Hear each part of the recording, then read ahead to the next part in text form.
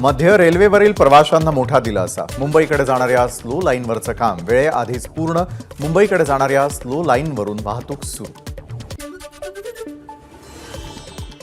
मध्य रेल्वेवरील ब्लॉकमुळे बेस्टकडून अतिरिक्त बस चालवण्यात येणार. सीएसएमटी ते भायखळा, धारावी, दादर, कुलाबा ते वडाळा स्थानकासह इतर 9 मार्गांवर 55 अतिरिक्त बसेस धावणार. मुंबईत मध्य रेल्वेवर आजपासून रविवार दुपारपर्यंत विशेष मेगा ब्लॉक. लोकलच्या एकूण 930 फेऱ्या रद्द. आज ठाणे स्थानकामध्ये 63 तासांचा ब्लॉक. प्रवाशांची गैरसोय होऊ नये म्हणून एसटी महामंडळ कुर्ला, नेहरूनगर, परळ आणि दादर स्थानकातून ठाण्यासाठी 50 जादा गाड्या चालवणार. एसटी महामंडळाच्या वाहतूक विभागाची माहिती. मेगा ब्लॉकमुळे राज्य निवडणूक आयोग कर्मचारी अधिकाऱ्यांना मुभा. कर्मचाऱ्यांना कार्यालयामध्ये येणं कठीण. त्यामुळे जे कर्मचारी गैरहजर राहतील त्यांची रजा कापली जाणार नाही. आज सुट्टी झाल्यास ती इतर दिवशी भरून काढावी लागणार. ठाणे रेल्वे स्थानकावरील प्लॅटफॉर्म क्रमांक 4 वरून बंद केलेली वाहतूक सुरू. कल्याणहून मुंबईच्या दिशेनं जाणारा स्लो लोकल मार्ग मोकळा. विरार ते वैतरणा दरम्यान शनिवारी मध्यरात्री रविवारी पहाटेपर्यंत पश्चिम रेल्वेवर ब्लॉकमुळे 2 जूनला काही रेल्वे गाड्या रद्द राहणार. नवी मुंबईतील ऐरोलीकडून ठाण्याकडे येणाऱ्या रोडवर ट्रेलर झाला पलटी. 2 क्रेनच्या मदतीनं अपघातग्रस्त ट्रेलर केला रोडच्या बाजूला. डोंबिवली एमआयडीसीमधील शेकडो कारखानदारांचा मोर्चा. प्रदूषण नियंत्रण मंडळानं काही कंपन्यांना क्लोजर नोटीस दिल्यानं कारखानदार आक्रमक. आज आणि उद्या मुंबईसह उपनगरामध्ये हलक्या पावसाची शक्यता. भारतीय हवामान खात्याचा अंदाज. संपूर्ण मुंबईमध्ये कालपासून 5% पाणी कपात लागू, तर 5 जूनपासून 10% पाणी कपात करण्याचा पालिकेचा निर्णय. मुंबईला पाणीपुरवठा करणाऱ्या 7ही धरणांमध्ये 8% पाणीसाठा शिल्लक.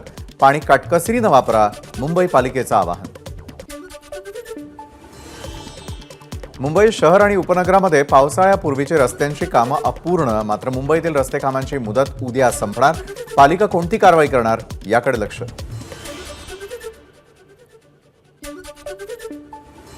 आता वेगवान आढावा पश्चिम महाराष्ट्रातल्या घडामोडींचा. मुंबईतल्या मेगा ब्लॉकमुळे पुण्यातून मुंबईला जाण्यासाठी 40 जादा एसटी बसेस. मुंबईमधील छत्रपती शिवाजी महाराज टर्मिनलवरील फलाटांच्या विस्तारीकरणाच्या कामामुळे अनेक रेल्वे गाड्या रद्द. रेल्वे गाड्या रद्दी असल्यानं एसटीवरती प्रवाशांचा ताण. सांगलीच्या जत तालुक्यामधील पूर्व भागामध्ये दुष्काळाची दाहकता वाढली. 73 गावांच्या 533 वाड्या वस्त्यांवर 97 टँकरनं पाणीपुरवठा. 3 दिवसांपूर्वीच्या वादळी वाऱ्यानं सांगलीच्या जत पूर्व भागात 200 विजेचे पोल पडले. त्यामुळे गेल्या 2 दिवसांपासून जतमधील अनेक गावातील वीज गायब. पोल उभा करून विद्युत पुरवठा तत्काळ पूर्ववत करण्याची मागणी. सांगलीच्या जतमध्ये चाऱ्याच्या तुटवड्यामुळे चारा छावणीची मागणी वाढली. मात्र आचारसंहितेमुळे चारा छावणीची मदत मिळणं कठीण. पंढरपूरच्या विठ्ठल मंदिरातील गाभारा, चौखांबी, सोळखांबी येथील सर्व 9 दरवाजे चांदीचे होणार. देवाच्या मेघडंबरीवर देखील 200 किलो चांदीचा आवरण लावणार. विठ्ठल मंदिरातील हनुमान गेटजवळ जमिनीमध्ये सापडली खोली. काल रात्री 2 वाजता आढळली छुपी खोली. खोलीमध्ये अनेक देवांच्या मूर्ती असल्याची माहिती.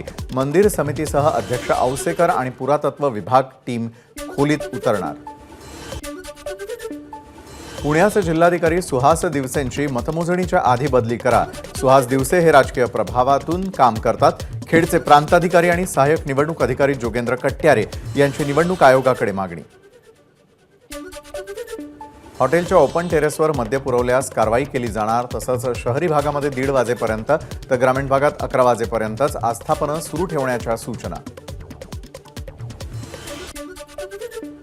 पुणे हिट अँड रन प्रकरणानंतर उत्पादन शुल्क विभागाची पब आणि बारवर करडी नजर. सीसीटीव्हीच्या मदतीनं राज्य उत्पादन विभागांचे अधिकारी बार आणि रेस्टॉरंटवर नजर ठेवणार. पुण्याच्या कल्याणी नगरमधील अपघाताला कारणीभूत ठरलेल्या अल्पवयीन मुलाची पुणे पोलीस बाल निरीक्षण गृहामध्ये जाऊन चौकशी करणार। यासाठी पुणे पोलिसांचा बाल हक्क न्याय मंडळाकडे अर्ज। पुणे जिल्हा सत्र न्यायालयानं मनोज जरांगेंचं अटक वॉरंट रद्द करत ठोठावला 500 रुपयांचा दंड। 2013 मधील कोथरूड पोलीस ठाण्यामध्ये दाखल असलेल्या एका फसवणुकीच्या गुन्ह्यामध्ये जरांगेंना बजावलं होतं हे वॉरंट।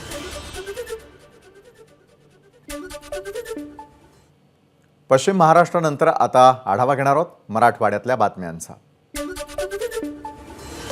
मराठवाड्याला भयानक दुष्काळाचा मुक्या जनावरांनाही फटका। गोशाळा चालकांनी दागिने गहाण ठेवून केला चारा खरेदी। 2 दिवसच पुरेल एवढा चारा शिल्लक। काँग्रेस प्रदेशाध्यक्ष नाना पटोले दुष्काळी जिल्ह्यांच्या दौऱ्यावर। छत्रपती संभाजीनगरच्या आडूळ गावात पटोलेंकडून नुकसानाची पाहणी। नाना पटोलेंनी बीडच्या गेवराई तालुक्यातील रुई गावातील रेशीम उत्पादकांची घेतली भेट। पटोलेंकडून रुई गावातील नुकसानग्रस्त रेशीम शेतीची पाहणी। तुळजाभवानी मातेच्या मौल्यवान अलंकारांची इन कॅमेरा तपासणी होणार। पुरातत्व विभाग सोने तज्ज्ञांच्या मदतीनं 1 ते 60 डब्यातील अलंकारांची तपासणी केली जाणार। खासदार ओमराजे निंबाळकर आणि आमदार कैलास पाटील यांचं धाराशिवच्या महावितरण कार्यालयामध्ये ठिय्या आंदोलन। पावसामुळे वीज पुरवठा विस्कळीत होत असल्यामुळे नागरिकांचे हाल। सुरळीत वीज पुरवठ्यासाठी खासदार आमदारांचं आंदोलन। गुप्तधनाच्या लालसेनं मध्यरात्री शेतशिवारांमध्ये फिरणाऱ्या 6 जणांना शेतकऱ्यांनी पकडलं।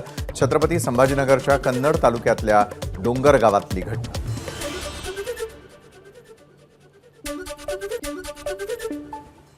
आणि आता जाणून घेणार आहोत घडामोडी विदर्भातल्या।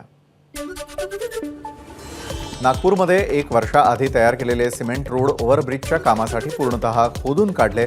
वर्धमान नगर ते कळमना मार्केटला जोडण्यासाठी चिखली लेआउट परिसरात ओव्हरब्रिज तयार करण्यात येत आहे। नागपुरातील जिल्ह्यातील कुही परिसरात तलावाच्या मध्ये दुमून 3घांचा मृत्यू। मटकाझरी तलावात पार्टी करायला आलेले असताना घडली दुर्घटना। जितेंद्र इस्ताराम शेंडे, संतोष किशोर बावणे आणि 12 वर्षीय निषेध रातू पोपट या 3घांचा मृत्यू। कोराडी औष्णिक विद्युत केंद्रामधील 660 मेगावॅटचा एक संच बंद। अचानक विजेची मागणी वाढल्यास वीज पुरवठ्यावर परिणाम होण्याची भीती। नागपूरच्या वाडी हिंगणा रोडवरील बायोडायव्हर्सिटी पार्कमध्ये आग। या ठिकाणी ससा, हरिण, रानडुक्कर, बिबट असे अनेक प्राणी आणि पक्ष्यांच्या शेकडो प्रजाती आहेत। सिनेस्टाईल पाठलाग करत 19 लाखांच्या सुगंधित गुटख्यासह वाहन जप्त। अमरावतीच्या उमरखेड इथे अन्न आणि औषध प्रशासन दक्षता विभागाची कारवाई। अट्टल घरफोडी करणाऱ्याला वर्धा पोलिसांकडून अटक। 7,20,000चा ऐवज जप्त। आरोपानं युट्यूबवरती व्हिडिओ बघून चोरीचं प्रशिक्षण घेतल्याचं समोर।